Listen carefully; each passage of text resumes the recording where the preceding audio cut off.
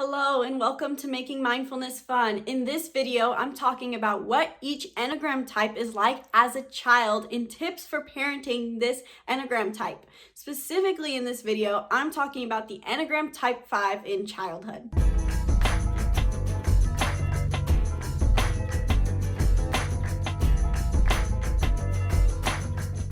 Hello and welcome to Making Mindfulness Fun. I'm Isabelle. Here at Making Mindfulness Fun, we help you on your journey to higher consciousness so you can experience more joy, love, and emotional liberation. In this video, I'm flying solo and talking about what each Enneagram type is like as a child. Specifically in this video, the Enneagram Type 5, known as the Investigator in childhood. Before we get into the video, please make sure you give it a big thumbs up, subscribe to our YouTube channel, and turn on those post notifications.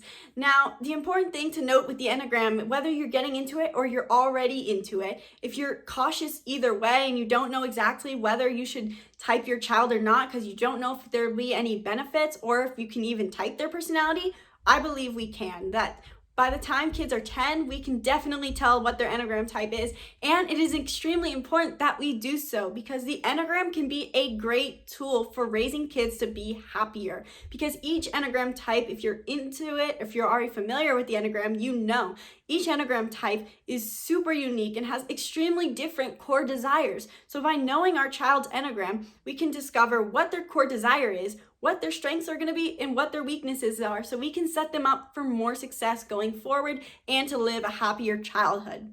So let's talk about what the Enneagram Type 5 is like in childhood.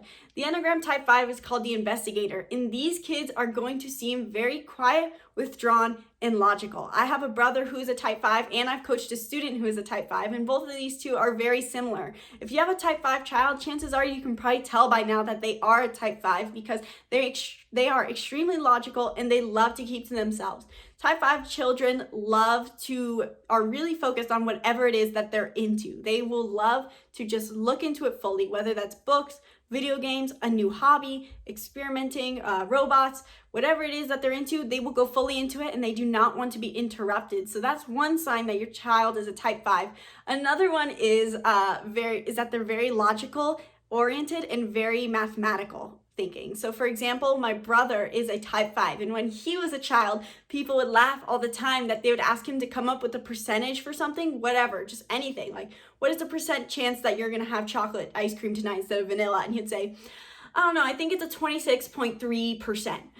Who comes up with that number? So that is stereotypical Type 5 brain working here. They want to be perfectly logical and very precise. So if you have a Type 5 child, chances are they're not emotional. They're not like the Type 4 actually at all, who is very emotionally driven, or the Type 7 who's energetic.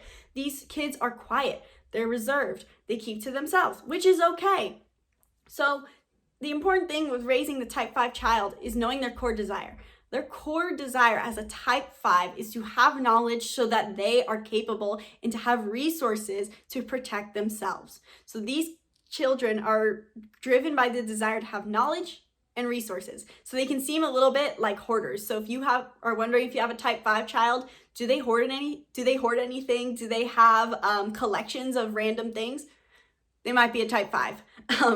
But anyways, so the important thing to note is that if you're raising, though, the Type 5 child, is that is their core desire. So everything they do is aligned with that core desire to have information or to have resources. And so this means that we have a very common struggle among Type 5s is that they're going to seem a little bit selfish with their time. So not so much like the Type 2 child who's just giving. They're going to seem like they don't want to help, or that they're a little bit selfish. So they're going to maybe not be the first to offer to help. It's not that they don't want to help. It's just that they naturally want to keep their resources, aka their energy, to themselves. And so that's okay to note with them is that Type 5s get tired faster, more than Type 3s maybe, especially in social settings. So setting up your child parenting a Type 5 child, it's important that you're giving them space to be alone and to do things at their own pace so that they're not going through their resources so fast. But also, on the other end, it's not like we want them to grow up and never help. So helping them bring attention to when they need to step up and help and go through those resources a little faster is also really important for raising this child. Another thing to note is a tip for parenting this Enneagram type is that they're going to be more introverted, and that might not seem as socially acceptable for some parents, which is okay. Again, to note, remember that each Enneagram type is amazing and that they're going to have different strengths and different weaknesses, and that to just accept that is the most important part.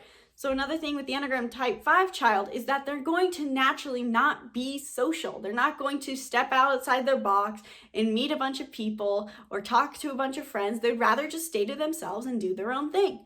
So an important thing to do as a parent of a Type 5 child is help them step outside their box and get a little more social interaction, whether that's through play dates or through school or through helping them find the kind of people they want to be around. This is going to be really important for Type 5 kids because they shouldn't fully isolate themselves. Now, again, though, you don't want to give them too much social interaction or else they'll be burnt out. So help them find what the right balance is for them and help them find other kids who will feel good for their energy.